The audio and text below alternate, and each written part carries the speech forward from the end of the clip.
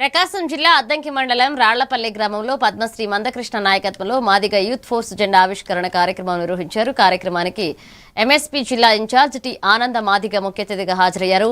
MRPS MSP నాయకులు నాగిపోగు చక్రవర్తి, పాలెపోగు సుబ్బారావు, దాసరి బుల్లయ్య, గ్రామాధ్యక్షుడు దాసరి కోటేశ్వరరావుతో పాటుగా పలువురు గ్రామ పెద్దలు, యువకులు పాల్గొన్నారు. సమాజ ఐక్యత, హక్కుల పరిరక్షణ కోసం యువత ముందుండాలని నాయకులు పిలుపునిచ్చారు. అంటాను వాళ్ళగా తాటే కట్టింది కదా, మూతికి ముంత కట్టింది కదా.